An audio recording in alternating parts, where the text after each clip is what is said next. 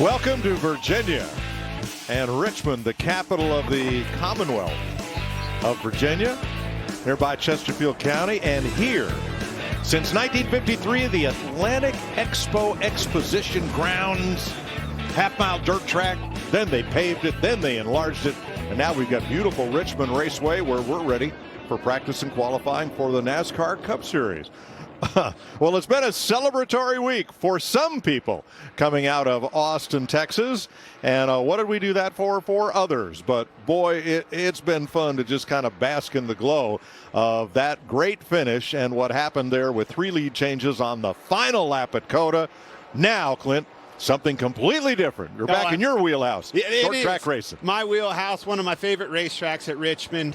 Very challenging racetrack. 2 distinctly different corners at this place. You know, you get loose getting into one. You got the big tri-oval in the front straightaway. Kind of lends itself to wanting to get loose with the car, and then tightens up with a straight back straightaway. Turns 3 and 4 is a lot more open and sweeping. Just a very fun, challenging short track. All right, we're going to have some fun today. Let's get down to the garage and Jamie Little. Well, Mike, when you come to Richmond, you think of Joe Gibbs Racing and how dominant they have been at this racetrack. Well, one team in particular, Denny Hamlin, they need to turn things around. They have yet to finish in the top 10. First time in Denny Hamlin's career. You see him watching on right now. They're going to wait just a little bit to roll here. But he told me, we are going to know if we hit it right within 2 laps right now. We're going to know if we're going to have a good weekend or a bad. He said, we just have no data. We ran terrible at Phoenix, and that is the one data point that usually carries over. So starting from scratch here in the 11 cam. So Hamlin is in Group B. Group A is on the track right now. Led by Bubba Wallace. No, Kyle Busch. No, Eric Jones. No, it changes fast in short track racing, doesn't it? And you see Kyle Busch at the top of the sheet right there. It's exactly the one that I'm looking for, the Toyota camp. More importantly, the Gibbs camp. They have owned this racetrack. 17 wins over the years at this place. Their best racetrack by far. They need a win. They need a good run. They need to see if this camp can do it this weekend at Richmond. Ryan Blaney, you could probably add to that list of somebody who is trying to bank his season.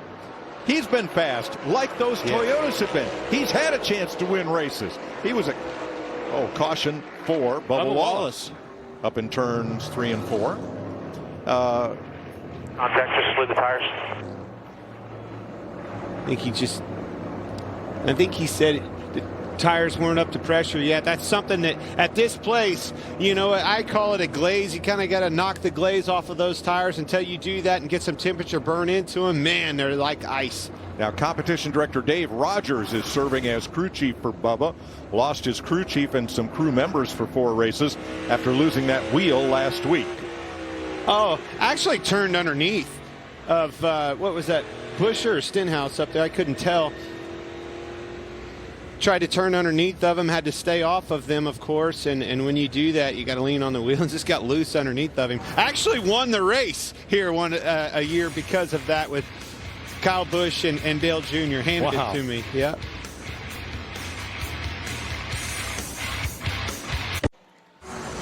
Why is Clint so excited about coming to Richmond? Let's flash back to 2012. That's a flat tire. That's what happened. Love this racetrack. Been good to me over the years. It really has. One of my best racetracks. Won a couple times here. A lot of good memories from this place. Just a fun racetrack. Spotters up on the roof. Chilly morning here. Let's do a little ride along with Kurt Busch.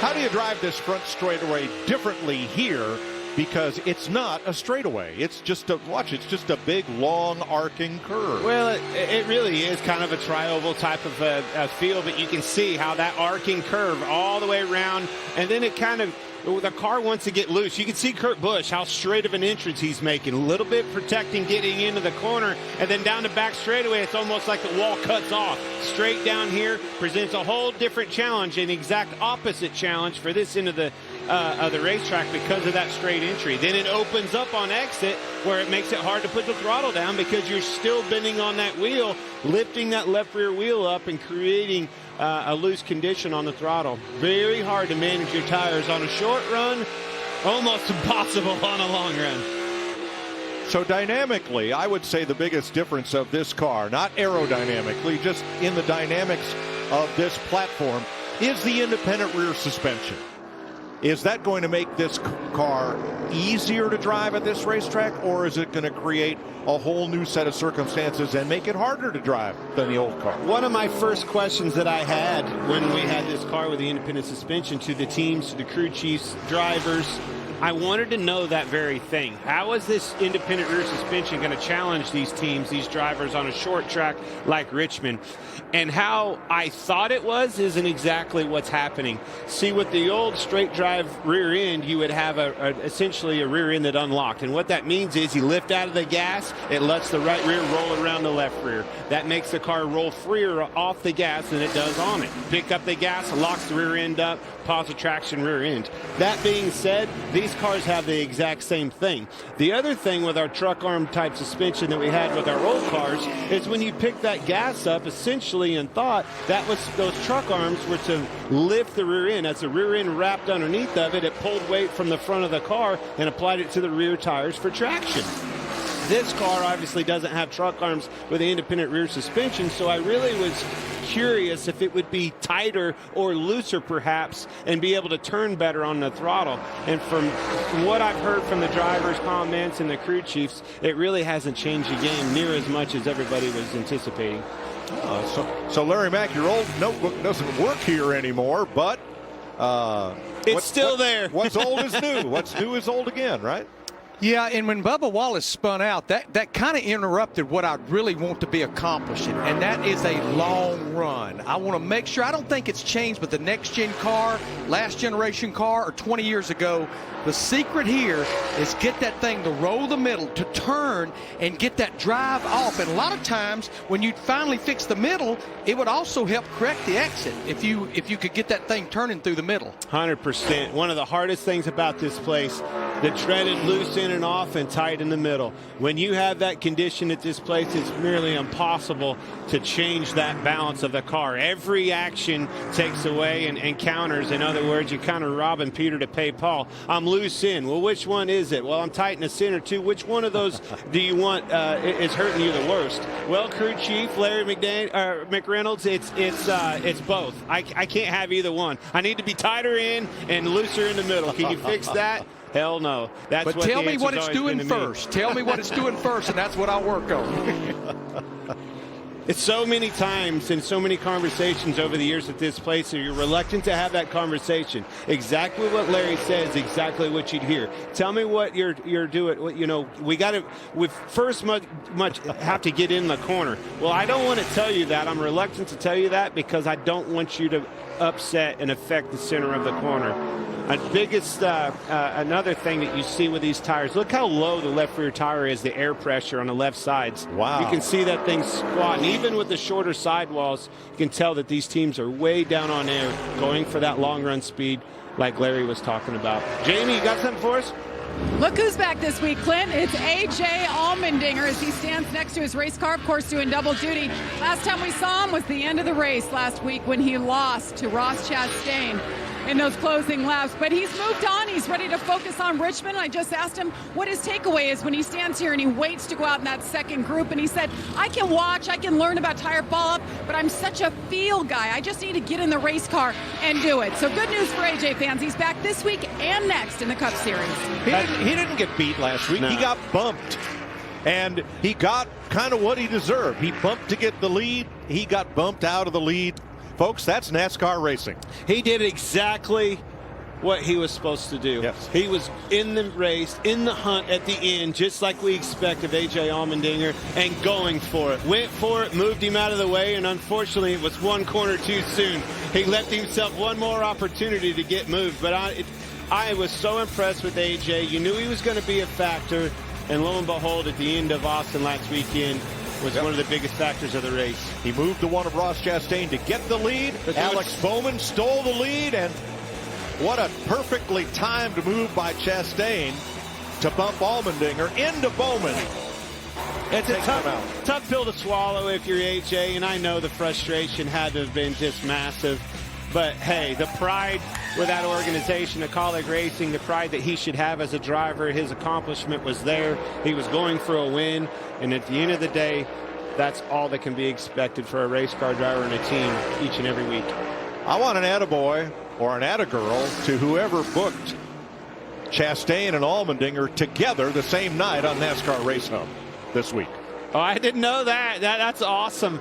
Great timing. But, hey, what a great conversation. Yeah, they talked it out. And I know, you can tell by AJ's interviews after the race that those guys get along. They're friends. So they used to be teammates. They were teammates and worked together. But, man, they're going to see each other again. You don't have a race like that. That wasn't just a coincidence. Chastain and Trackhouse Racing has been on fire this year. Certainly AJ showing up in kind of a one-off race like he's going to be doing several times this year, and knocking on that door for a win. There's still several more road courses, and I expect him to be in that same situation again. In fact, Chastain credited A.J. Allmendinger with helping him with his road racing skills. Larry? Yeah, watching Justin Haley in the 31 car, Mike, you'd love to be able to work on qualifying in the race, but you only have one set of tires. But for Justin Haley, he doesn't need to worry about qualifying. They failed inspection 3 times. He can't make an attempt to qualify, and he's going to have to do a pass-through when they drop the green flag. And Greg Biffle, who will be out in the next group, he's going to be in that same boat. Yeah, that's a pretty steep penalty for Justin Haley and his crew. He needs all the laps he can get. And starting that much in the hole, down a lap, everything else, that's going to be a major hurdle to overcome tomorrow. That penalty just stays with you all weekend long. All right, let's check back with Jamie. I couldn't help but notice Ty Gibbs, who just captured the pole about 30 minutes ago for the Xfinity race coming up. You were over here talking with your teammate, Denny Hamlin. What kind of things are you discussing, and what are you learning here watching these guys in Cup? Yeah, we were just talking about, how the car was. It's cool to be here, watch Cup practice right after Xfinity practice. So I thought I'd just stay and see, these Cup cars are so cool. So, hopefully JGR and 23 level, we can pick up some speed and start winning. I think, these guys are working really hard and have some great momentum going into this race. All right, I think it's easy to say that 54 car to beat coming up in the Xfinity race, Mike. Well, he's predictive because there's Kyle Busch right there at the top of the board. He's run 12 laps, fastest of which average speed 119.6 miles per hour, 22:55.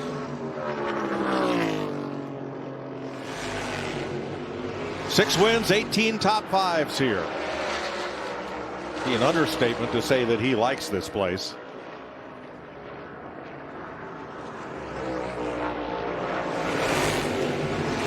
He's been close, Clint. He's been in situations where he was in position to win and circumstances dictated the outcome. Had the race won in Vegas. Right. And a caution came out, a green white checkered scenario, and took that win from him. I know that stings. And just think back at the difference that would have in our conversation, our thought process, and Kyle Busch's year this far, and Gibbs. If he would have won that race, the whole conversation changes. The whole worry about where we're at in the points and where we're at knocking on the door, where we're at with our performance of our race cars. Had he won that race, that whole conversation and outlook for the rest of the year changes. Now we're still looking over our shoulder on a play call, strategy call, anything else. You're looking over your shoulder instead of full speed ahead without a care in the world. Kyle Busch fastest, and then come the Fords. Buescher, Blaney, and Briscoe, 2, 3, 4. Larry?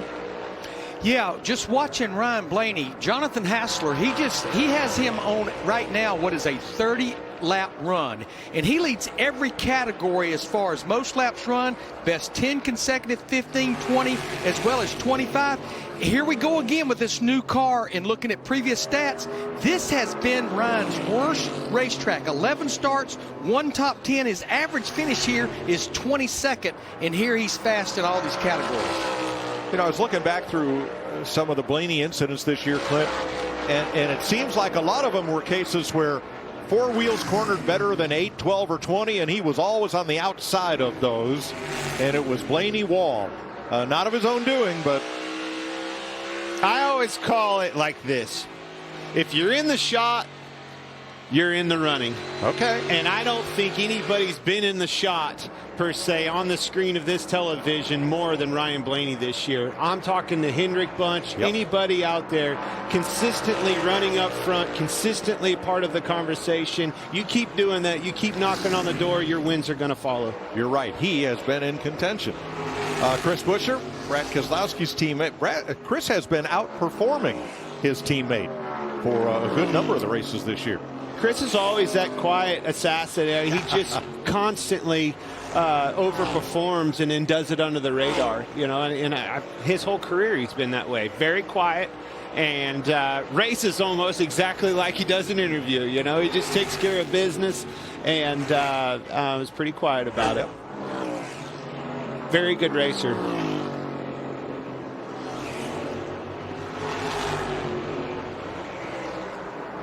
Yeah, let's take a look at Ryan Blaney. As Larry pointed out, he's run the most laps, 39 of them so far. What kind of fall off do we have on a long run? Let's compare his fastest lap. Lap 3 is the ghost car with lap 30. Well, you can already tell he didn't get off of turn 4 near as good as he did on lap 3. See, he washed up, lost the nose a little bit. Look at the difference of getting off of the corners. More importantly than anything, that's what shows up. You can see the point in his car washing up as they wear out. Center of the corner, that's that tight in the middle, and it looks like loose off. Looks like Richmond to me. Right.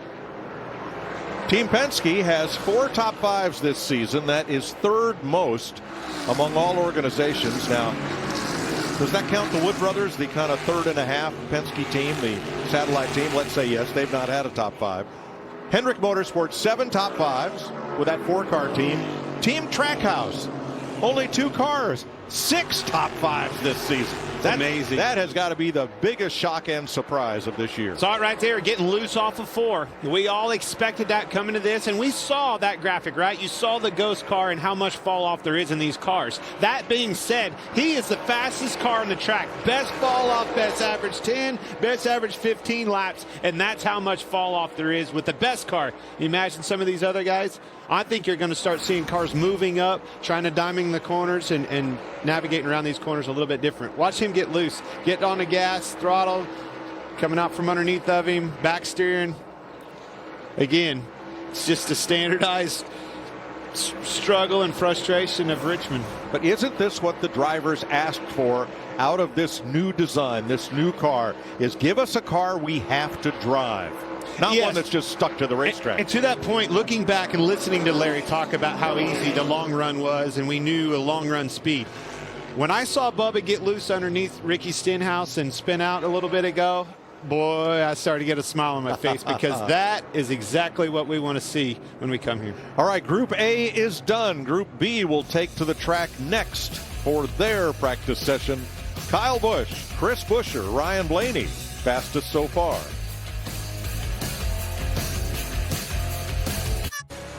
Welcome back to Richmond, where Group B takes to the track for their 20-minute practice session. Then we'll turn to qualifying. Why is one of these tracks not like the others? That's because it's dirt. That is Bristol, which, along with Martinsville and Richmond, conveniently fit inside. That is Talladega, right, Clint? And the dirt track at Bristol, where we're going racing on Easter Sunday, a night race at Bristol on dirt. It's going to be fun. Going to be different. Going to get dirty, boys. Now that's after the paperclip next Saturday Surely night. We won't need an arc to get out of there this year. That was the worst luck in racing history. Finally get a dirt track, and it flooded for 3 days. Yeah. Just our luck. Well, this year has been a whole lot better. New group on the track, Mike. Now, the drivers whose names are in yellow, those were Group A. Group B drivers will populate the pylon there in white. And here's the hometown hero. Denny Hamlin grew up in the grandstands at this place. It was their local cup track. His family took him here to watch, and he had dreams of being here someday, and he's become one of this track's biggest stars. But it has been a rough start to the season for Hamlin. Just so uncharacteristic for Denny Hamlin when you think about him and his career. Just Mr. Consistency, always up front, always in that shot like I was talking about. Crash, crash, crash, spin, miss and shift and blew the engine up. Just a lot of things that, again, are so uncharacteristic of the conversation of Denny Hamlin. But that can all be washed out right here with a win at his favorite home track in Richmond. 3 wins, 15 top fives here.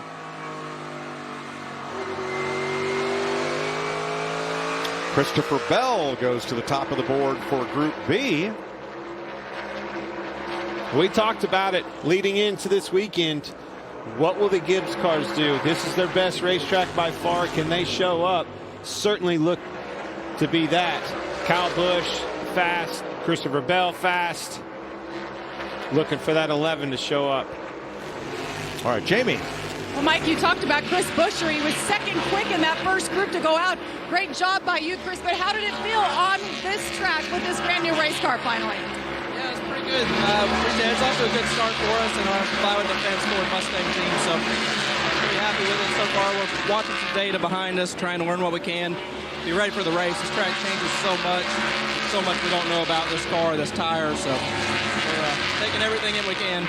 But it's a good start. Feeling pretty good about it. A great practice run. Let's see if he can back that up in qualifying in just a little while here. Kyle Larson. Now, you talk about playing in the dirt at Bristol. Talk about Kyle Larson. He's already a step ahead of us. Was over there last night in a dirt late model. I think he had a pretty good run. Didn't see where he finished, man. It was a late one. A lot of cars over there. Modifieds, late models, a lot of racing being done on that racetrack, and I like that idea, right? Put a lot of cars on that racetrack, learn as much as you can about the dirt. That way we have our best foot forward when these cup cars get there and we have the big opportunity on TV. I don't think anybody would have picked Joey Logano to win that race last year. First time. We had all these dirt track late model specialists.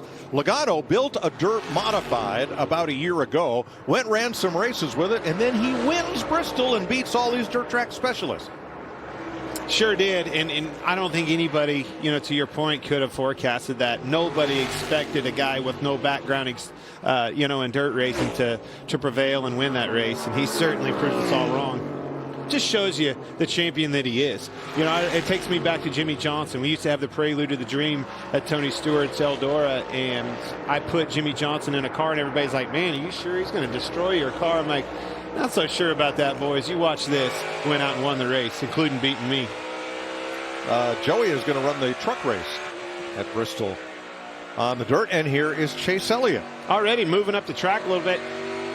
Seemed like he was loose getting into the corner, and that's something, again, going back to this race car, they're just light on their feet. You're slipping and sliding around. You can see him loose again, but I think to be good on the long run and not have as much fall off as we saw maybe with a Blaney is, he's going to have to be free, maybe give up some speed early, be good on that long run. And that long run is what? I say flat 15 on.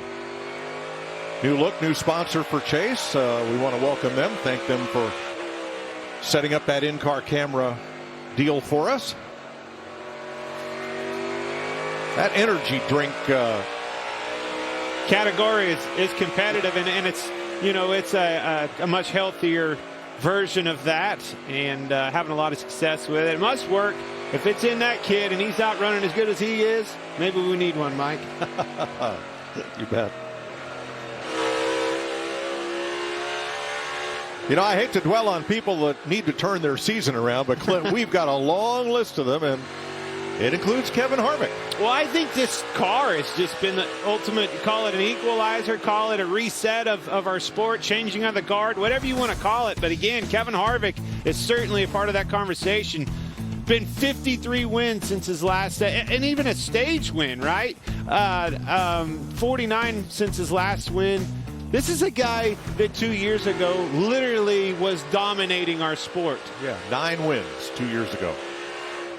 That was the last that happened. Don't think he's not capable at a track. 3 wins, 15 top 5s, can get around this place. Get around anywhere, obviously, but always was really good. Better part of my career was alongside him as a teammate. We used to work well together at this racetrack.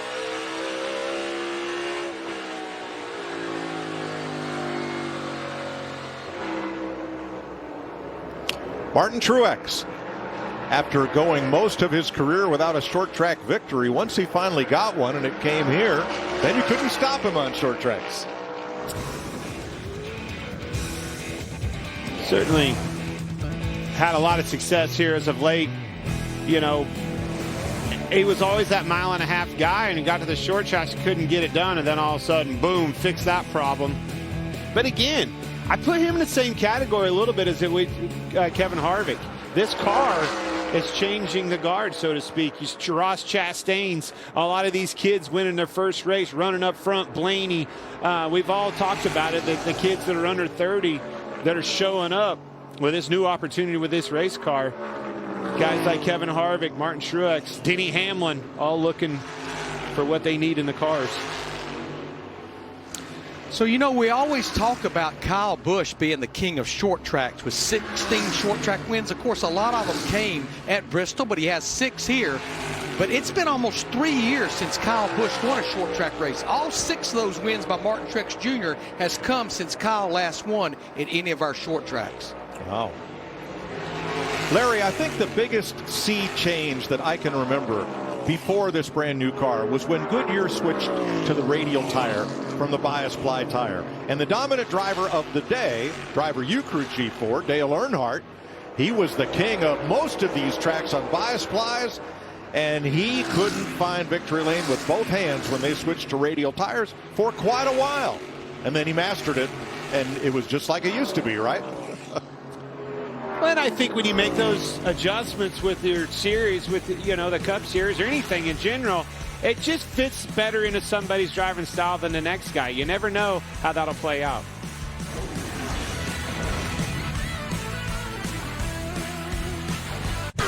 Nine minutes to go in Group B practice. Well, here's kind of where it all started. Denny Hamlin dominated this race 1 year ago, and then on a late restart, here comes Alex Bowman to steal one. Sure did. Moved him up just at least a little bit. Gets underneath of him. Caught Denny Hamlin off guard. Caught us all off guard. Denny Hamlin led the most laps. Alex Bowman led 10 laps, including the last one. And that's when all of this started. Now look at our active win leaders. There's more than 200 wins in this group. Look at that. 0 this year of these 6. So let's look at this year's winners. Yeah, where'd they all go? They went to these boys. Yep. Kyle Larson won 8 last year. Total of 17. And of course, 3 first-timers, including 8th generation watermelon farmer from Florida, Ross Chastain. Didn't know the watermelon was that old. Jeff Gluck did a 12 questions interview with him this week, and that's where I learned that. But I wish he'd quit breaking them and bring us one. Throw one up here. Go through it. Austin Cindric, who started out the season in Daytona with that huge win, and of course Chase Briscoe, 3 first-time winners so far this season. And Clint, I'm not harping on this, but we raised this idea 2 weeks ago, and I feel stronger about it today than I did then. A win might not get you in with all these new winners this year. It's a great point, Mike. It's literally anybody's to win these days. It's been that way since we started this season off with a new car. And I'm going to look over here and tell you this. Best 20 consecutive average. Ryan Blaney, the top of the sheet, at a 23.21. Look clear down to 6th on the best 20 average is Christopher Bell at a 23.30. Within a 10th over a 20 consecutive average. That tells me, again, it's going to be anybody's race. If you can get out front at the end of these things on a long run, you're going to be hard to handle and very hard to pass. Jamie? Well, Mike, you saw his name on that board for first-time winners. Ross Chastain coming off that big win at Circuit of the Americas. And what a week it's been for him. I think he's been interviewed by every media outlet available. Said he didn't catch up on any sleep until yesterday. Went to bed at 3 o'clock in the afternoon, feeling himself today back in the race car. So far, though, just tight on entry. Throttle down pretty good, and it snaps around. So they've been taking a couple of swings with adjustments on this car. And on the flip side, the 99, his teammate Suarez loose on entry. So you can imagine with a quick practice session, they went opposite ends of the spectrum, and they'll compare their notes after the session. That's exactly what they did, Jamie. And that's to be expected. Anytime you're with a multi-car organization, like I was the last time I was in a race car with Stuart Haas, for instance, we would show up here, especially with a new opportunity, with a new car, a new racetrack. First time we've seen this, everybody wants to be a little bit different. Collectively, after practice, let's come together and figure out the best program for all of us. And sometimes you don't agree. Sometimes a left rear spring works for Kevin Harvick, and I didn't like it. It was a little bit too tight for me, and I'd be like, man, I'm going to take my chances. I'm going to stay our course. I like what my engineer come up with on his simulation program. We're going to see what happens. A lot of times we didn't either. Hey, I think I agree with you. Brad Keselowski chasing Kyle Larson, Larry. Yeah, I've been watching Kyle Larson in this 5 on a very long run. He's now run 35 laps. But, Clint, one observation. Remember, this car has about 30% more braking than last year's car. He uses more brake getting in both ends than anybody I've seen in either one of these practice sessions. And as you said that, I looked over, and he got loose getting into 3. You can see that car kind of come up from underneath of it, light on its feet, so to speak. You can see his telemetry rolling out of the brake back into the gas. Watch him get into turn 3, see how much brake he uses, and see if that car gets sideways. Now, we've talked a lot about how the 18-inch wheel allows a much bigger brake package than the 15-inch wheel we used to have. And here we're at a track where I believe where you're using more brake here than anywhere we've been, maybe even Phoenix. Yes, absolutely. And you can see he missed the bottom a little bit. A huge arc getting into the corner, which is always good. If you can arc it that much getting into one, it tells me the car's got pretty good grip, pretty good stability getting into the corner, which is just like we talked about with Larry in that first group. You first got to get into the corner. But you see Brad Keselowski moving up, utilizing a little bit different line, and there he goes. Takes off and makes the pass. All clear. But going back to the consistency and the long-run speed in that Kyle Larson 5 car, I like how that car wraps around the bottom. He's carrying a good speed. It's consistent. It gets into the corner good. You can see him turning down low. The car keeps turning. Look how loose it is up off the corner, low and straight. That tells me that car is going to be very good on a long run.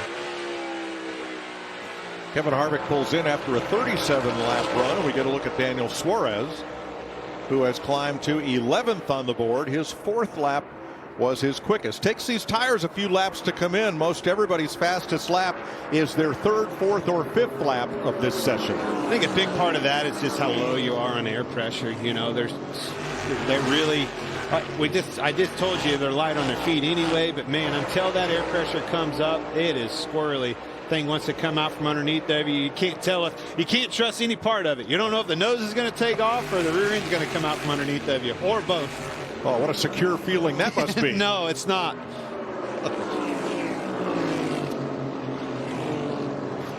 You know, and the pressure, tire pressure conversation, you know, where is that? All right, we're talking about long runs. Well, how long a long run? Is that a 15? I just told you consecutive 15, consecutive 20, where everybody's stacked up. I think 15 laps. You know, lap 15, you need to start having a good feel for what that car is going to have on a long run. The other aspect of that conversation is you can't give up so much speed on the front side of a run to be good on that lap 15 plus long run that you are in the way. and you get past, you lose 2 or 3, 4, 5, 6 positions, because you're going to literally spend the next 75 to 100 laps trying to dig yourself out of that hole and pass back what you lost on a restart.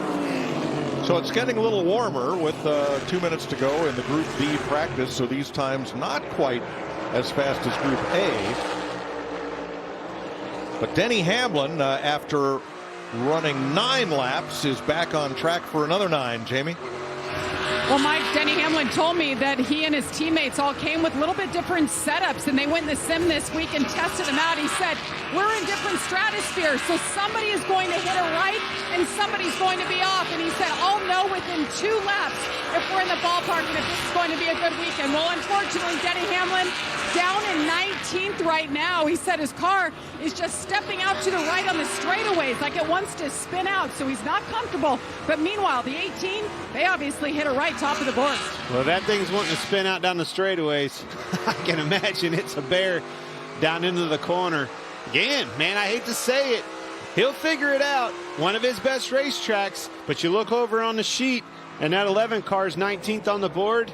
Very, very just abnormal when you're talking about the 11 of Denny Hamlin. Anywhere in the schedule, and especially at his best racetrack in Richmond. Larry. Yeah, I mean, they're just so limited in this environment what they can change. These cars have already went through inspection for qualifying and for the race. You can't change springs. You can't change shocks. All you can really change is the stiffness or softness of the shock absorbers. You can change maybe toe, camber, or things like that. But you're very limited what you have in your toolbox to be able to adjust in this environment. Now, I'm interested in the approach that Team Penske has taken here. In Group A, Ryan Blaney ran 44 straight laps. His 8th lap was the fastest. He is 3rd. Joey Logano has now run 48 consecutive laps. His 3rd lap was the quickest. Logano is 13th. Austin Cindric has run 34 laps. He is 34th on the board. So, Clinton, you're talking about different setups and trying different things, and then let's see what we all learn. You don't have a lot you can change, but it looks like they're all on kind of dissimilar agendas. Well, I think that the setups, yes, they're numbered. When you saw that 22 and Logano step out right there, everybody's a little bit different, but you can still, there's a lot of adjustment within these shocks. I think the teams are learning how to adjust these cars and maximizing that conversation, and they keep getting better and better at it. I see some changes coming for all these guys before qualifying. So Kyle Busch's lap holds up fastest overall. Christopher Bell fastest in Group B. So the fastest 3 overall times in practice were from Group A: Kyle Busch, Chris Buescher, Ryan Blaney. Christopher Bell fastest in Group B, 4th overall. It's a brisk spring morning. 49 degrees right now, and there's enough of a breeze that you'll feel it. But nice sunny forecast for the day. Ross Chastain stopped by our Fox studios in Charlotte this week to do a little race hub on FS1, our daily NASCAR news show. And they popped him in the simulator rig to show us what it's like to qualify here at Bristol. There at Bristol? No, here at Richmond. Group qualifying has changed the game here in Cup. Finding a hole was probably the biggest thing, so Brandon McReynolds, my spotter's got a tough job. And the first lap won't be the fastest, I don't think. It probably definitely won't be for me. It takes me a minute to get going. So just take this first lap and try to feel what the car's going to feel like, see what the changes we made from practice give me the confidence to really hustle the car, or if I need to be pretty timid.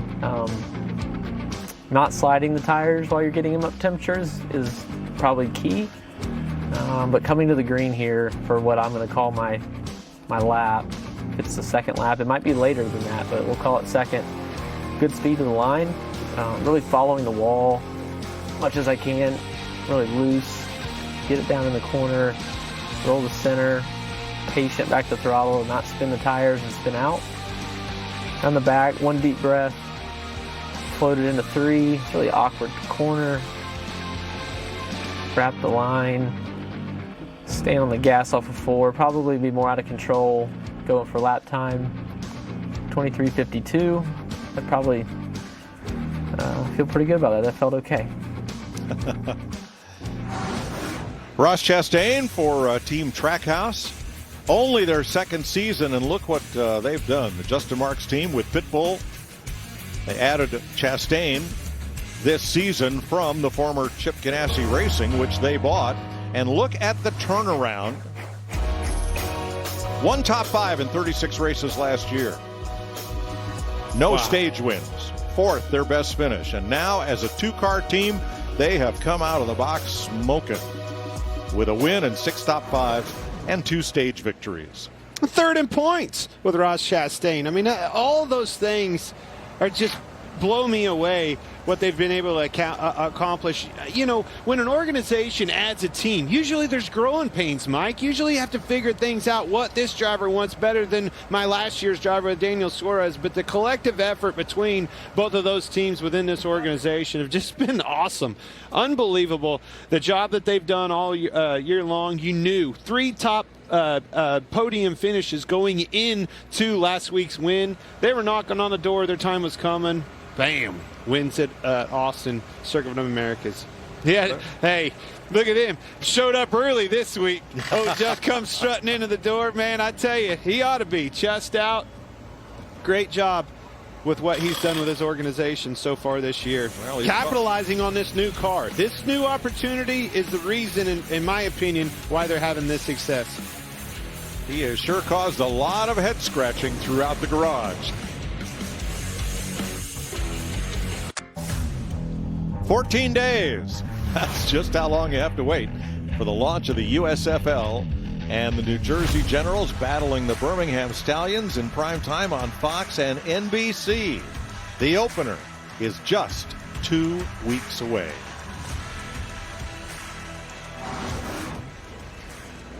You know, 3 young names have vaulted to the top. We've talked a lot about Team Trackhouse and Chastain and Suarez. There's a 3rd young driver that has made a lot of noise this season. Jamie? Indiana-born driver Chase Briscoe. And yes, as a matter of fact, Mike, this car is the one that went to victory lane in Phoenix, and it even had confetti in it. So that could be a good omen. But you guys finally got a practice session here in a Cup car for you. Did you get everything figured out? I don't know. I feel like I was telling you off camera, I feel so lost every time I come here for whatever reason. So, yeah, this place has just been really tricky for me, you know, kind of here, New Hampshire, and even Phoenix in the past. So, I don't know. Hopefully I can figure some things out. You know, it's obviously going to be a long race. But, yeah, it was definitely nice to get practice. I don't know if practice for me was better or worse. I feel like I'm even more confused now. So, yeah, I don't know. We'll see how our Mahindra Tractor's Ford is here in qualifying. And hopefully we can have the same result as Phoenix. Obviously got the same race car. So, we'll see what we can do. Thanks, Chase. 5th fastest overall, 4th quickest in Group A. And we heard Ross Chastain talking about getting those pressures up, knocking the glaze off of the tires, getting them up to speed, up to grip, so you can really grip and rip on your speed lap. So important to do. As you see BJ McLeod go around here, get them things burned in, 2 laps, make sure this 2nd lap is going to be the fastest. But if it's there, you know, your pressures are pumped up, Mike. This thing could have grip, and I've actually ran faster on my 1st lap unknowingly and shockingly than I did on my 2nd lap. So be ready for it. But you can see he slid up right there. The one thing you don't want to do, and it's very tricky about 3 and 4, is slip up there. You're not only going to hurt your 1st lap, you're going to hurt your 2nd lap. 23:18 first lap for McLeod. One car's been up into that wall already in practice. Corey LaJoy got a bit of right rear damage. Looked just cosmetic.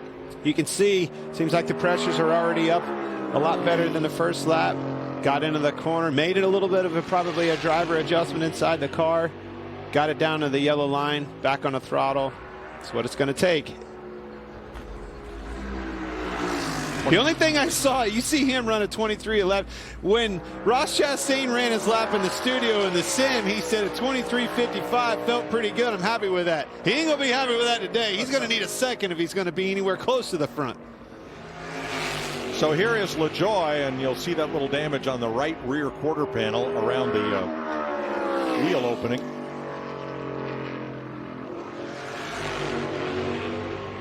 Green on our tracker on the bottom, meaning he's faster than the quickest car to go before him, and we're in the 22s, 22.97. Top 5 in Group A move on to the final round. Top 5 in Group B, and those 10 cars will battle for the Busch Light pole.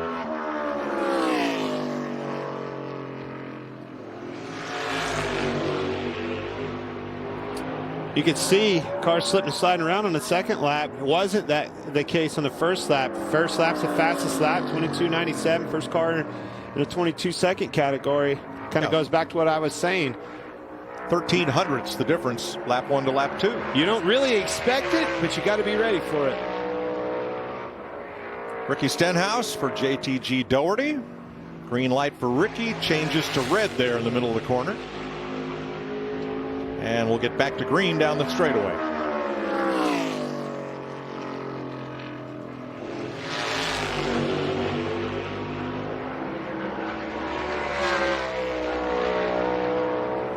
Stenhouse second. A lot of off throttle time here.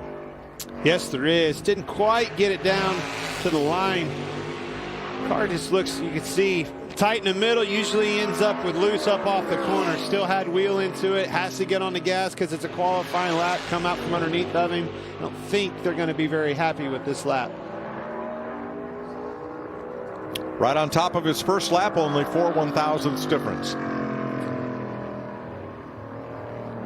Go back to some of those practice speeds, and the 22.55 is the best for Kyle Busch. I think there's a lot of meat on the bone yet to go in this qualifying session. Bubba Wallace had an interesting day. He's already been backwards in this car, never hit anything. Regroup here, grip and rip. Had a spin early in practice when he tried to dive under Ricky Stenhouse going into turn number 3, and the car got out from under him. Saw him move up right there, get a big run off of 4, and you can see he's already in the green. I like that idea. Changed a little bit, set himself up for this second lap. You can see, look at here. Got in good, but he didn't really get off the corner. Gave up about a 10th through the center and up off, a little late to the throttle, but still. This lap could be quicker, and it will be. Rolled through 3 and 4 really well. Jamie? And Ryan Blaney, you guys talked about him in practice. Best 5-lap, best 10-lap average. Was the car as good as it looked on our cameras? I thought we were pretty decent with our Menards Richmond Ford Mustang. Just kind of ended too loose. Just tires wear out. It was good we ran the whole practice. One long run, just kind of see where the tires went and how much you have to save, you know, what your problems are, lap 10, 20, 30, 40. So I thought it was really good. So I thought we had decent speed. I could do a better job of kind of saving tire, work on the car a good bit to try to get me a little tighter. So cold day down here, though, so it might fall off a little bit more tomorrow. But right now it's all about making a fast lap. But fairly happy with it. Just you always have work to do, and definitely went to work on that. Thanks, Ryan. Kurt Busch on track for 23.11. See if he can knock his teammate Bubba Wallace off the top spot. And he does by 2 100ths of a second, 22.80. Both of those Toyotas, their second lap was faster than the first. So now bumping will begin, and we'll move our tracker to speed versus the 5th place car as Ty Dillon comes out for Petty GMS Motorsports in his Camaro. You hear. Third fastest, that bumps PJ McLeod out of the Fast 5. 22.86.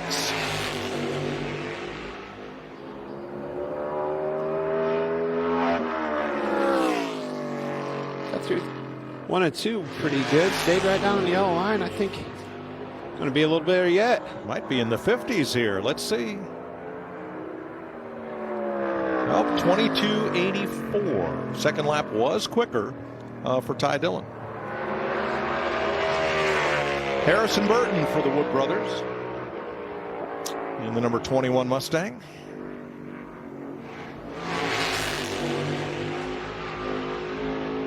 Aiming at the top of the board. Sure is. Great lap going. Currently Kurt Busch, Ricky Stenhouse on the bubble.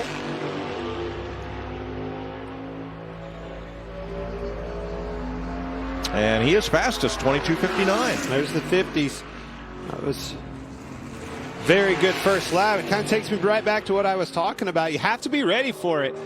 You know, usually in years past, again, different race car, different tire, different scenario, that first lap is kind of your give-up lap. Get the tires burned in for the second lap, set yourself up. Every driver after this car, this lap, watching Harrison Burton out there, you're going to be ready in the first lap. If they're there, take it. Now, his first lap was fastest with a 59, a 72 on the second lap. As let's see if Chris Buescher can back up being second fastest in practice today. What I mean by that, take it, is, again, it's that you're in that car and you're determining after basically what you feel in 1 and 2 and 3 and 4. Is it, all right, does that feel good enough? I can go ahead and rifle that thing off in the corner and really lay it on the line for this being my fastest lap. But if you miss and it slides up, just like I talked about with BJ McLeod, you're going to mess up not only your first lap, but your second lap. Hard thing to determine in such a short amount of time. So Buescher's in the Fast Five. He bumps Corey LaJoie. Look at this.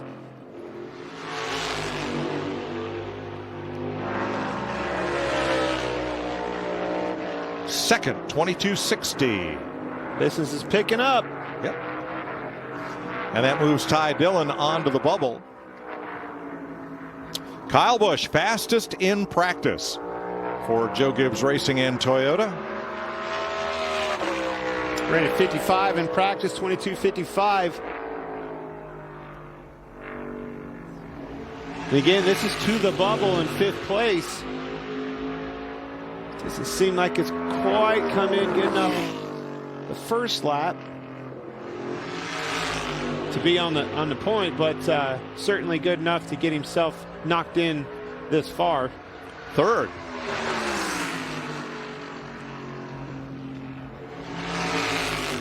Really wrapping the bottom well. Got off the corner. You can see the ticker right at the top of the sheet.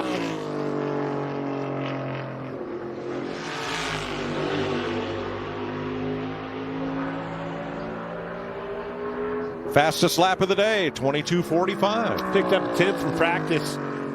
Great lap, Kyle Busch. So 9 drivers have been on track. Kyle Busch, the fastest.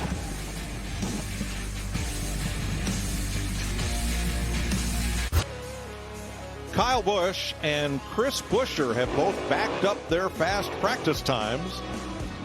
Kyle a 10th faster than he was in practice. He is fastest. Harrison Burton, the rookie, had a great lap for second currently. Buescher, Kurt Busch, and Bubba Wallace are the Fast Five right now, as Michael McDowell rolls out for his lap.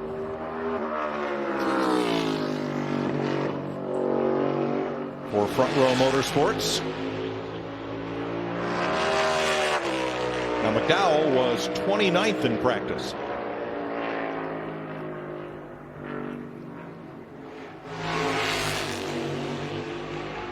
Slipping and sliding around so far, wanting them pressures to come up. Come on, baby. That's what he's talking. Not that I ever talked in a race car out there. First lap, 4th fastest, and that will bump Bubba Wallace out of the Fast Five. I don't think those 80s are safe. No, not at all.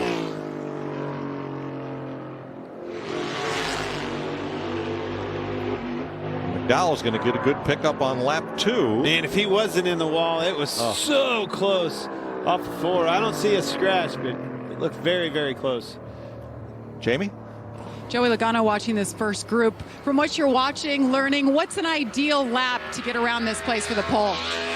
Probably uncomfortable is probably the ideal lap. A lot of times, at least the decent qualifying runs that I've had here in the past, is not a comfortable lap in any way. So just right on that edge of getting around this thing, keeping that momentum through the center of the corner seemed to be the most important. So I feel like the Shell Pennzoil Mustang was pretty good there in our long runs and qualifying all the time.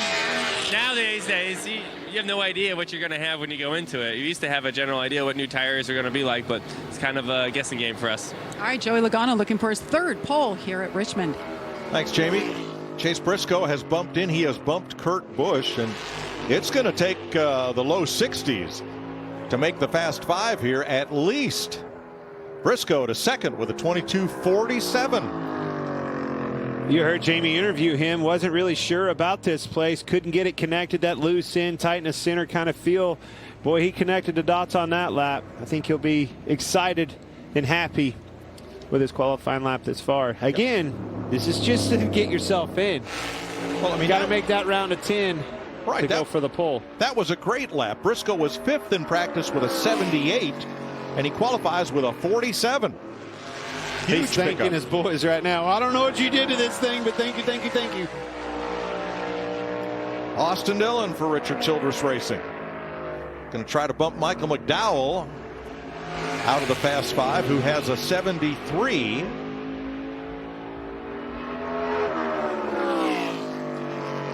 Obviously, not very good on the first lap, but again, maybe the pressures are set up to optimize this second lap. First lap's an 87. He's going to need to pick up almost 2/10 to bump in. There he is versus Michael McDowell, who is on the bubble in the 34. Not getting off the corner near as good as he would like. Has to pick up a lot. 3 and 4, it's not going to be there. He moves to 6th, but that's not quite enough. Picked up a lot up off of 4. Gained a lot. Got to the throttle, and again, when he got to the throttle, he got all the way wide open with it. Didn't come out from underneath of him. Probably gained a tenth and a half right there off of 4. That was a good pickup. That goes a long ways to Sunday. Doesn't go a long ways in making the final 10. But hey, that could be 20. That's the difference. Could be the difference between a 25th place start and maybe a 15th place start. Now Eric Jones was 5th fastest in Group A in practice. And he's 5th right now, 22.65 on his first lap. And that bumps Michael McDowell out of the Fast Five. And he's wanting more. Yep. Got off the 2, very good. Put together 3 and 4. Got back to the gas. I think he's going to be happy with this lap. Look at here. Top of the chart, 22.44. Great lap. 65 and 44 P1. Good job. He picked up 0.3 of a second from practice. That's big. And it moves Chris Buescher, who was 2nd in practice, onto the bubble. You can see Kyle Busch. All right, where did he pick that up at? Was that in 3 and 4? Where exactly was that? Again, they're looking at the same intel that we are up here in the booth. All those engineers, things like that, they can tell exactly how he applied the brakes, where he picked up the throttle. Larry, what did you see the difference? The real difference was on the exit of 4. Eric Jones picked the throttle up so much quicker than Kyle Busch. And when he picked it up, Clint, he stayed in it. And that's a hard thing, exactly what you said. If you pick the gas up too soon, a lot of the times the thing, it'll kind of drive a push into it, if you will, get yourself in trouble, run out of real estate, and have to lift at the wall to keep from knocking it down. If that thing will keep turning underneath of you pick that gas up early, you're going to reap the benefits for sure, every time. William Byron's Hendrick Camaro has bumped Chris Buescher. Byron is 4th with a 55. There's Tyler Reddick for Richard Childress Racing. Just saw your teammate of Austin Dillon not make it with his 76. And I have to go out here and dig deep, figure out how to get around this racetrack. You know, chances are your pressures are probably pretty much the same. Setups are pretty close. Can you make up the difference inside that car? Reddick was 12th in Group A practice.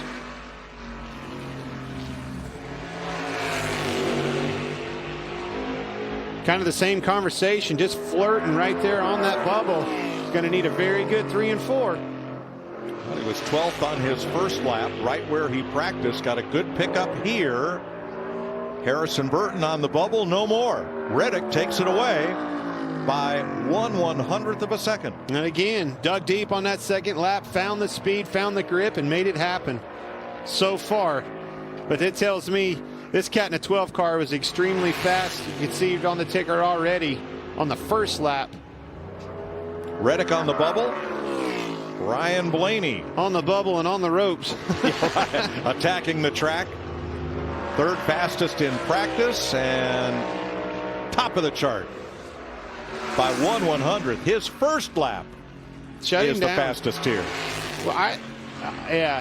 Yeah, they're going to shut him down. I would do the same thing. Why? Absolutely. Keep that second lap off those tires because this is the same set you've got to go on the next round. The problem was, Larry, I beat you to it by like 3/10 right there. I mean, I was already through 1 and 2. All right, Alex Bowman next up. William Byron is now on the bubble. His teammate is going to need a 22.55 to knock him off.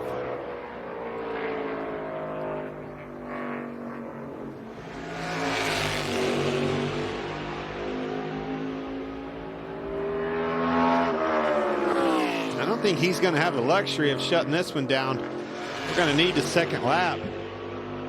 I need it well.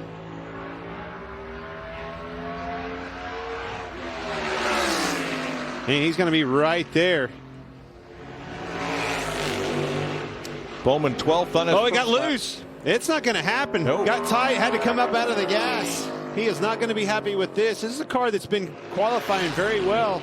The 48 of Alex Bowman won the race here last year. He's going to have to do it from mid-pack jack this time. Second lap falls off for 100s, and Bowman is 12th in Group A. Moving on to the final round, William Byron 22.55, Chase Briscoe with a 47, Kyle Busch with a 45, Eric Jones with a 44, and Ryan Blaney 22.43. Here's your Fast Five from Group A. They will compete for the pole in the final round. And let's meet one of them with Jamie. And Kyle Busch, after the short practice session and 1 round of qualifying, how would you assess this 18? I mean, the M&M's Crunchy Cookie Camry is not too bad. You know, you come here to Richmond, place where JGR has always been very strong, and we've had good programs here. Xfinity Series, Cup Series, long road, and you expect to run well. So far so good. Feel like the baseline's pretty good. Just missed a little bit in qualifying there. Feel like there's some time to be gained. So hopefully we can hit the right knobs right now and make it what we need to for this next round. All right, Kyle Busch going to the second round of qualifying, Mike. Thanks, Jamie. And the second round has begun. J.J. Yaley behind the wheel of the 15 for Rick Ware Racing this week. Boy, Joey Hand had a rough ride in that car last week at COTA. David Reagan's been in it. They've had quite a rotation going on with this team. I think they're the only ones outdoing you and I in rotations this year. Got another rotator coming in this weekend. Looking forward to tomorrow with Chad Canals. Sure, he'll have a lot of strategy knowledge and car knowledge for us. That'll be fun. Jamie? The Petty GMS 43 machine, a lot of speed this year, showing it once again. Eric, what do you think for this second round? Anything you can do different maybe to capture that pole today? Yeah, I think there's a little to gain there probably from my end, a little to gain from the car. So we'll see how it goes. I think the track's going to change a bit here in between rounds too. So like being in Group A, let our stuff cool down really good and hopefully go out and have a shot at the pole with Focus Factor Chevy. So that'd be a nice one through the year. We've been quick and came close at Fontana, so it'd be nice to cap one off with a pole here. But feel good about it. We'll see what happens and let Dave work on it a little here and go run after it. Thanks. Good luck, Eric. If he can get the pole, it would be the 9th for car number 43 at Richmond. Landon Castle, 22.75, picks it up to a 22.72 on lap 2. Brings out Cody Ware. Greg Biffle will not get to qualify due to inspection failures, one of 2 cars that will start this race in the back.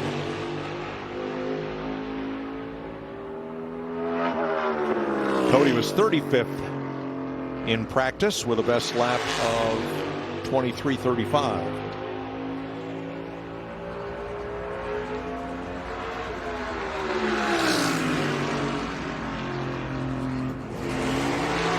First lap considerably better than that. He's picked up 0.2 to a 23.16.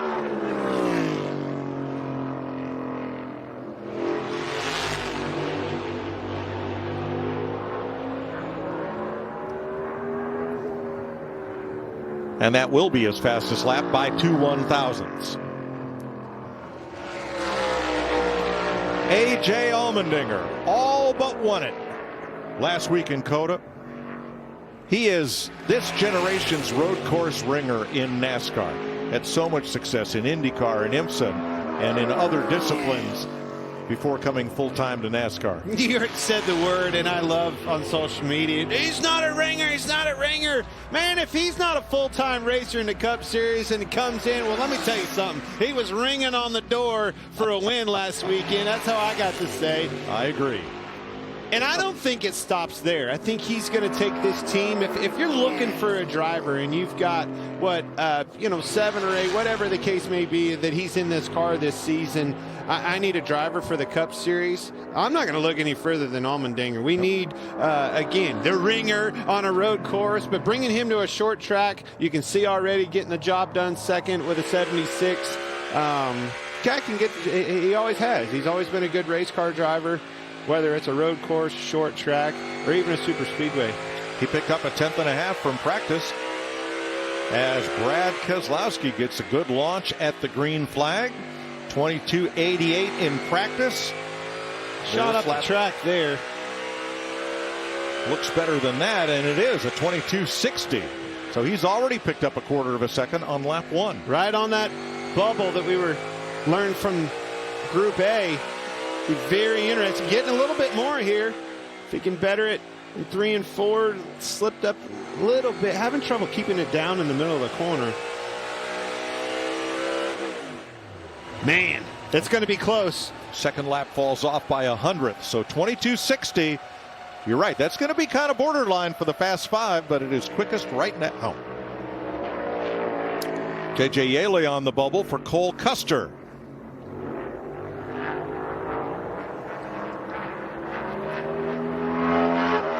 Marching.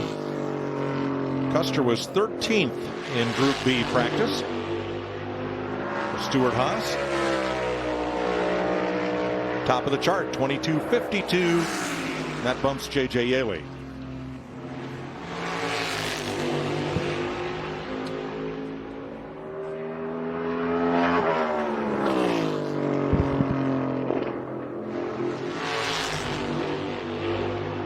I think that'll get the job done.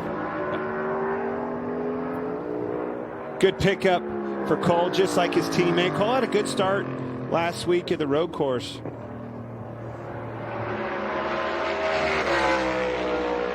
Kyle Larson was 7th in Group B practice, and now our tracker will be the driver on track versus 5th place, the bubble car, currently Cody Ware.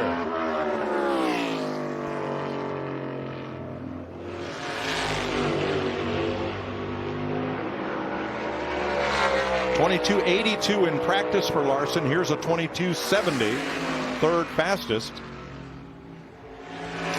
He's going to have to pick it up, and he certainly is. Looks to be a little bit better. I don't know that 70 is going to get the job done as far as making the final 10, but I believe, well, he was tracking better. 65. Still third with a 65. It's going to be close. Yes. I would say that's not safe. Took a 55 William Byron to make that bubble final 10 in the first group of drivers. Certainly doesn't mean anything. Different group, different set of drivers. Track's warming up. But if the first group we learned anything, we learned that 65 of Larson may not be enough. Rookie Todd Gilliland, 4th on his first lap. That bumps A.J. Allmendinger out of the Fast Five with a 70.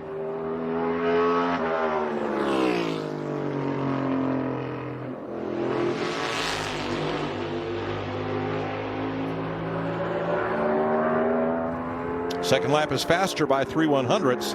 Still 4th place for the third generation driver. Joey Logano for Team Penske in a Mustang. 6th fastest in his group in practice with a best lap of 22.82.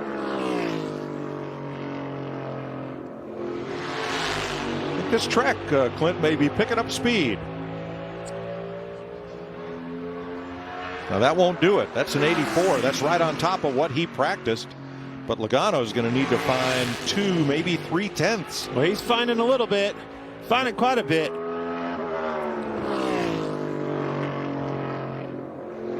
Going overdrive at 3 and 4. Get off the corner. Get the power down. I think he's going to find it, Mike. He did. Boom. Wow, top of the board, 22:51. Yeah, we're talking, Joey. His teammate, Ryan Blaney, was fastest on his first lap. Joey is quickest on his second and goes to the top of Group B. 9 cars to go in Group B to see who makes the final round. Currently, Logano, Custer, Keselowski, Larson, and Gilliland are the fast 5. For Denny Hamlin to bump in, he's got to run 22:66 or better. I think this is an important qualifying session for Denny. This is his best racetrack. Been down and out this season. We need a rebound, and I need it to happen at home.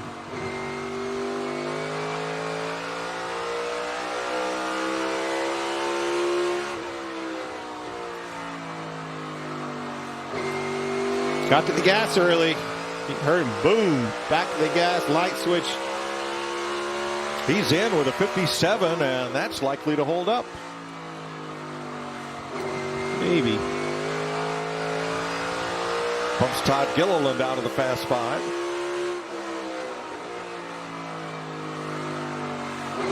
Hamlin looking for more. He's going to get it. There he is. 52. With P3 lap 1. I feel a lot better about that. 3:52. You're in a Jamie?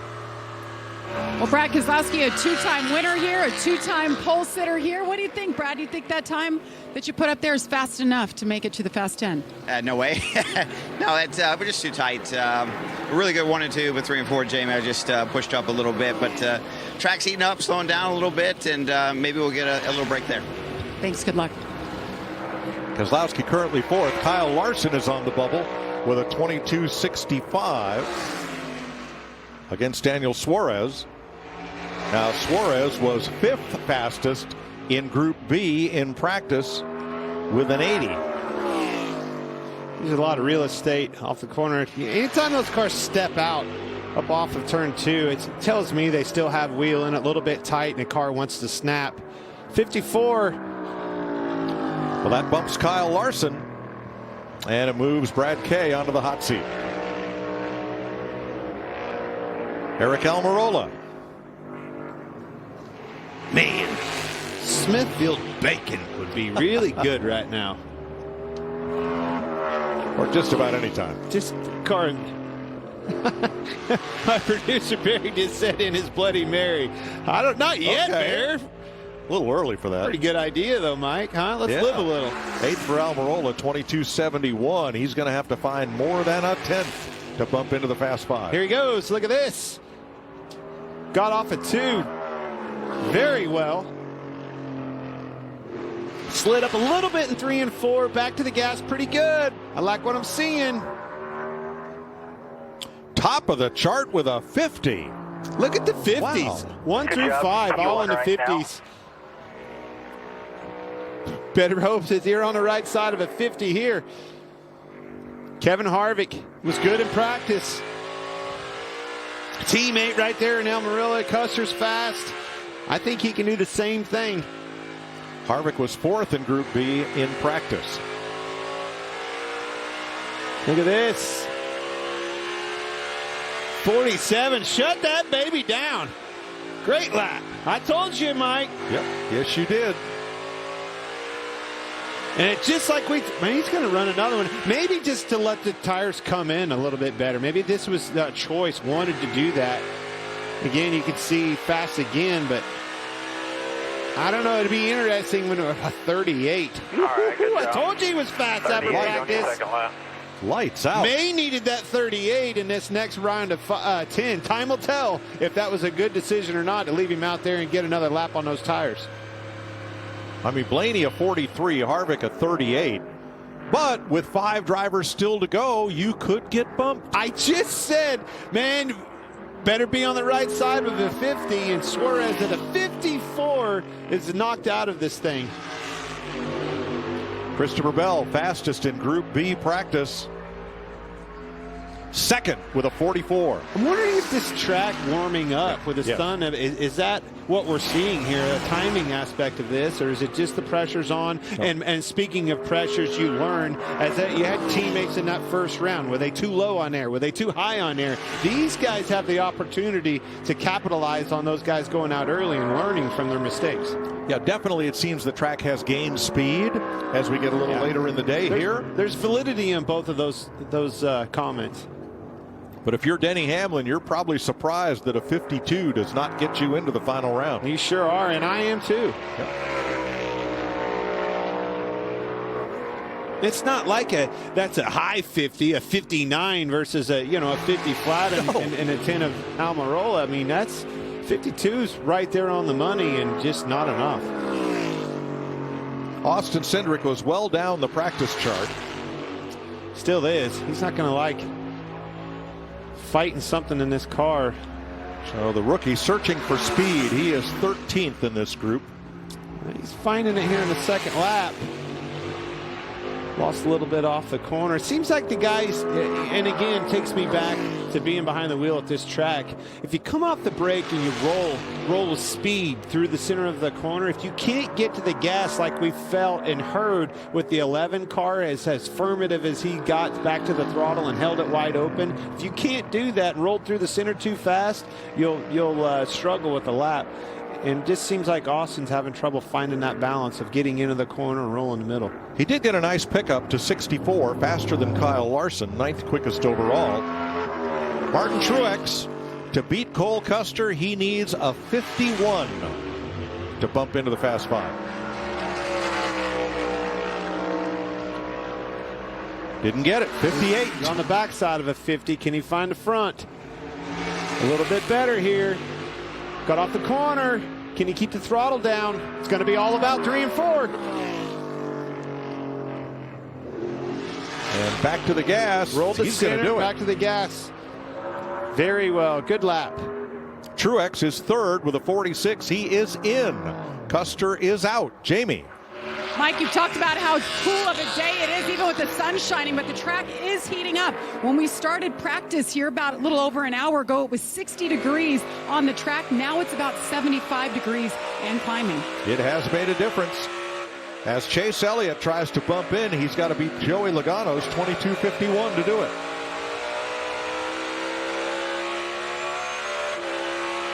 Shifted. Tells me he wasn't thinking this first lap was going to be the lap anyway. He's going to go for it on the second lap. I don't know. Close. A little bit free getting off the corner yet. Pressures are still coming up probably. 9th with a 55. I'm going to be happy with that. Nope. Seems like that all the Hendrick cars are just a beat off. 48 was struggling. He was slipping, sliding around, even shifted, tried something else. Larson, you can see 12th on the sheet at a 65. Elliott missed it by 3/100ths of a second. Joey Logano is 5th now with a 22:51. Now with momentum, the old Mo's worth anything. You're going to see with the one car, Chastain.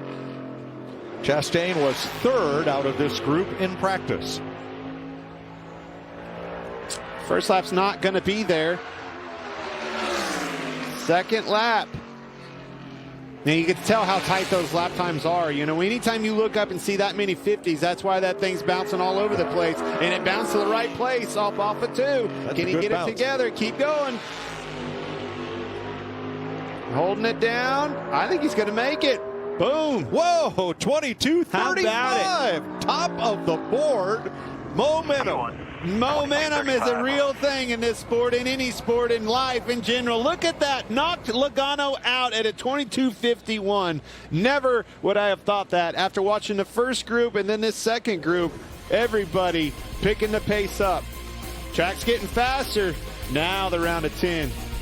Eric Almirola advances. So does Martin Truex. Christopher Bell, Kevin Harvick, and the man who said he wanted to see what that first pit stall felt like, Ross Chastain. Joe Gibbs Racing, Stuart Haas, 3 cars each into the final round.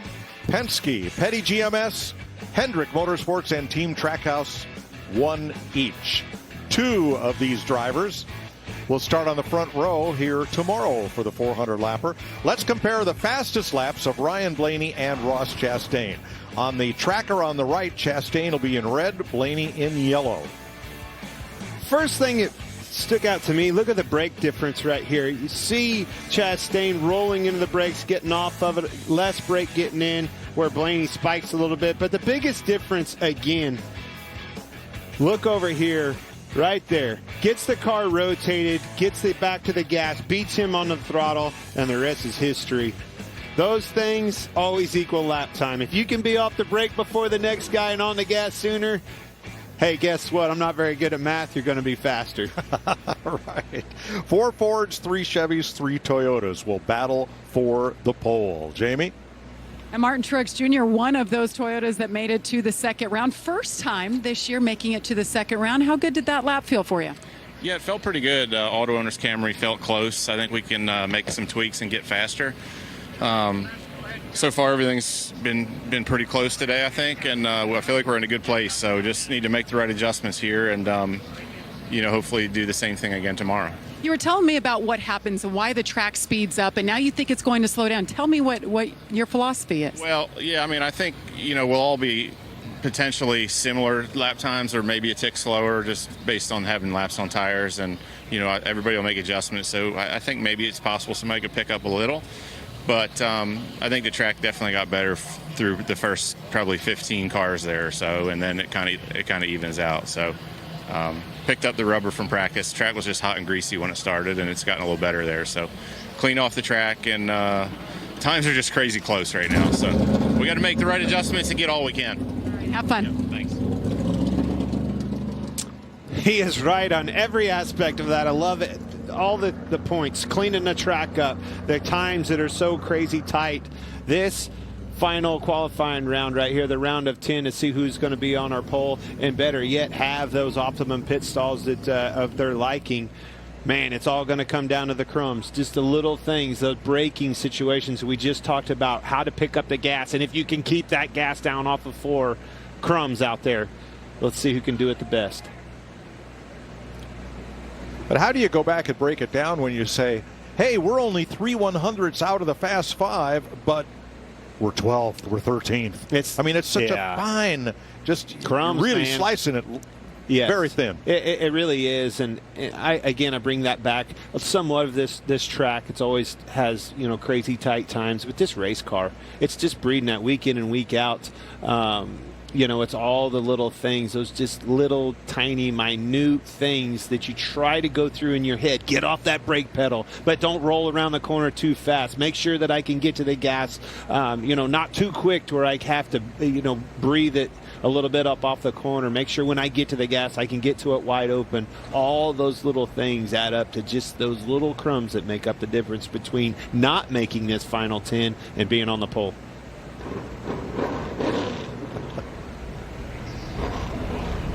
Coach Gibbs had a lot of good. Look at that. Of his in the final round. I like that. Yep. Cool cat right there, man. How about that company, huh? Oh, Coach has had a lot of good memories here. Nobody with more memories of Richmond. Took a lot of cash out of this place. A lot of iron. All right, here we go. 10 cars to run for the pole, beginning with William Byron for Team Hendrick and Chevrolet.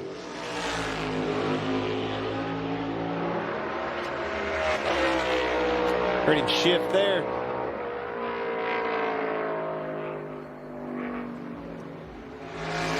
Now this is the one where I feel like, no glaze on your tires, the track's cleaned up. I think this first lap should be your fastest lap. But it takes me back to the setup that's under the cars too. Sometimes they're just not set up to be fast in the second lap, and even your pressures that the teams decided to run with you. Maybe it's a second lap. 74. He better hope it's a second lap. But again, everybody's second time out, a cycle on the tires. Does that mean that it's going to be slower across the board? Picks it up to a 57. That's back in our conversation. Yeah.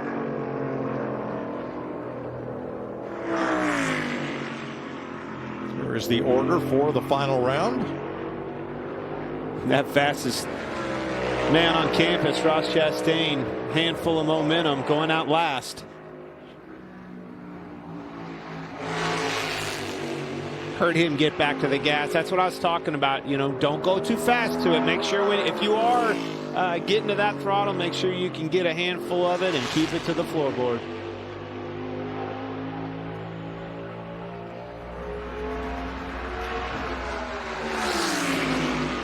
Have to be his second lap as well. Right on top. Didn't quite get the rotation that William Byron in the 24 found. Washes up. It just doesn't seem to be as glued to the racetrack quite as good as he would like.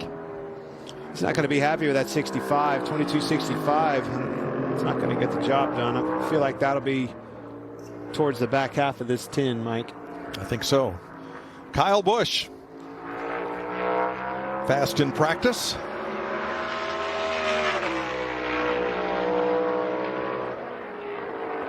You heard him shift too. It seems like kind of standard practice to pull that last gear in fifth coming to the green flag. This is a big race for Toyota. Not only have they had a lot of success here, they are the title sponsor of both today's Xfinity race and tomorrow's Cup race.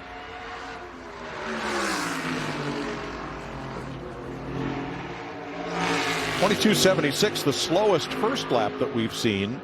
See how he rolled the middle on the ghost car. You saw him roll the middle a little bit too fast. Couldn't get the car stopped and rotated back to the gas. And I feel like paid the price. 22.63. It's going to be interesting to follow along here. Initially, with the first three cars, it tells me a cycle on your tires maybe mean it's slowing down a tenth and a half. Takes me back to the conversation. We saw that 4-car Kevin Harvick elect to run that second lap.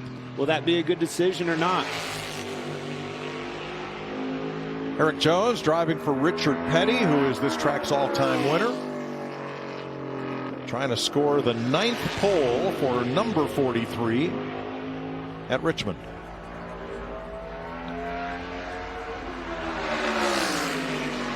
First lap about the same as Kyle Busch, within 100th or two. And again, everybody just seems to slow down about a tenth and a half. Seems to be standard so far for what we've seen.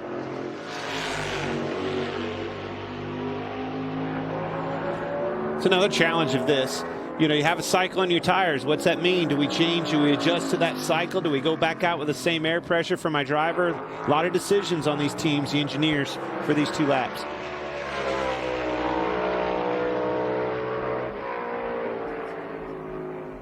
Now Ryan Blaney versus his fast lap, or this is his live lap versus. See him come off the brake Byron. again, rolled that center, and sorry to interrupt there.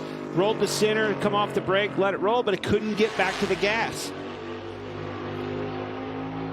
A little higher up the racetrack than Byron was at mid-corner and corner exit. Everybody's picked up a little on the second lap. If he can find it, he'll be there. Oh, so close. Back in the green. Blaney had the best first lap. You can see him come off the brake, kind of rolls up in the center. Is he going to pay the price up off? Gave up a little bit, but it's still enough. 54. Ryan Blaney, 22.54, goes to the top of the board. 5 cars have run, 5 to go. Right now, Blaney and Byron hold the front row. For 75 years, Martinsville Speedway has been the short track in NASCAR. And it's also the place to see 3 nights of bumper-to-bumper, 3-wide racing at one of NASCAR's oldest tracks. With trucks kicking off things on Thursday night, Xfinity on Friday night, and the Cup Series on Saturday night, we're underway. It's the reason to get your tickets now at martinsvillespeedway.com. Martinsville Speedway, April 7th through the 9th. Get your tickets now at martinsvillespeedway.com.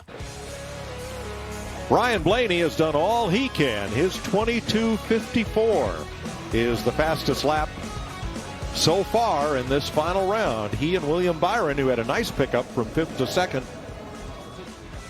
are currently on the front row, and here comes Eric Almirola. 5 cars to go. Let's see who wins the pole. Those crumbs we talked about. You know, you start looking at thousandths of a second. You know, how far is that? We talked about it last week at Austin, as a matter of fact, on that long racetrack, just how close that is. You're talking within 2 feet. You know, a couple feet difference, even on a track like Richmond, a short track, just minimal margin for error that these guys are going for with these final 10 cars when these tight times as we have. And there you see the difference. It's hundredths. It's not tenths of a second. It's hundredths. And I think it's going to be down to the thousandths before we're all said and done. Oh, had to get out of the gas. That's going to hurt both of those laps a little bit.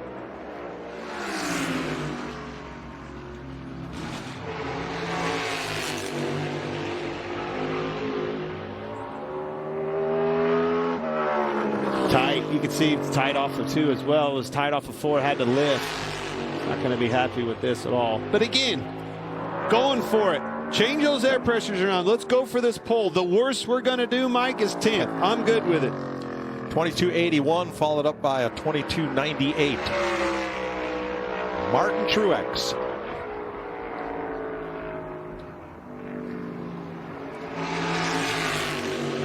Ran a 46 in his first round.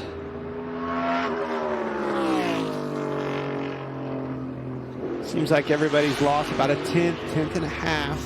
See if he follows suit in that. A little bit more than that. Can he find it the second lap? Yeah, 76 currently 6th. Right down on that yellow line. I liked how it wrapped 1 and 2. He's back to the gas. Had to lift a little bit at the wall. You can see him pay the price. Can he find it in 3 and 4? Looks like it's losing a little bit more yet. 76 on the first lap, and the second lap is identical. Sometimes at this place, if you wrap that yellow line so tight, you almost run out of real estate. Your point's not in. If you let that thing only in qualifying trim, let it go up just 2 feet in the center of the corner, gives you that better angle and shot up off, so you can have a straight shot off at 2 and get the throttle down. Ford, Chevy, Toyota, 1, 2, 3 right now. Goes back to what my comment was of the 4 car and electing to run to that second. Blaney was the only other car that's first lap was fast enough to make the final 10. By the way, who's that at the top of the sheet? 54 of Blaney. He only ran 1 lap in his first round of qualifying. Was definitely utilizing that situation of not having that extra lap on his tires. Keep in the back of my mind, just keep having that conversation. Is that going to go back to haunt the 4 of Kevin Harvick and Rodney Childers? Are they going to wish they didn't run that lap? So 22:80 for Christopher Bell. First lap was quicker. And here it is. We're going to find out. Yes.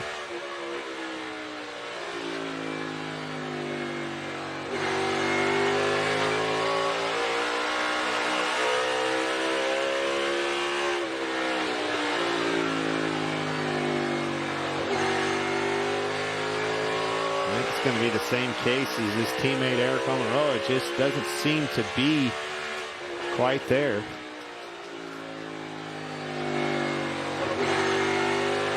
Back to the gas better.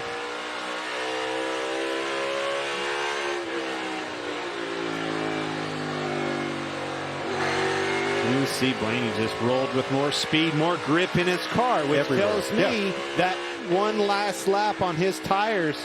I think if the 4 car, they're going to be happy with a top 10 starting spot, but I feel like they're going to go back and look at this session and really wish they would have called themselves off of that second lap and not put that lap on their tires. Truex and Harvick have identical times, so points will sort that out. 6th and 7th. And here is Ross Chastain. Everything has gone his way these last 6 days. I think it's going to have to happen on the first lap, and it's just not in the cards. You can see off the pace, but we're going to find out. I've been wrong before plenty of times, especially at a track like this.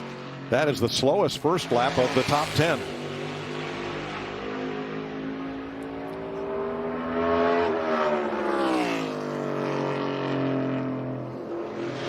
And Blaney gaps him by a car length. It's just not there. Chastain 8th with a 22.76. Takes me back to the opportunity, and sometimes you build those opportunities. You make that opportunity, and I think the 12 car electing to have that air pressure, that car dialed in for his first lap, opened the door for that opportunity. Jamie Little. He's a pole-winning machine, third pole in 2022. Ryan, we always talk about how important track position is, especially at a short track, but what does this mean for you and your team tomorrow? It means a lot, honestly, I didn't think I got a very good lap. I thought it was kind of an ugly lap on my end, but it had enough speed. So really proud of the 12 group. Menards, Richmond, Ford Mustang was pretty good in practice and had speed in qualifying trim. And like you said, track position is a lot here, especially how my past history is here. I need all the track position I can get. So good start, to the weekend. Just got to keep it up and keep tires under it. That's the biggest thing. And we'll see what tomorrow holds. Should be fun. All right, Ryan Blaney, first time he gets a pole at Richmond, Mike. It'll be a Ford Chevy front row. Ryan Blaney and William Byron have the 2 fastest laps of the final round, ahead of Busch, Briscoe, and Jones, the fast 5. Coming up next on FS1, Xfinity Race Day, followed by the Toyota Care 250 Xfinity Race. Ryan Blaney, pole winner for tomorrow.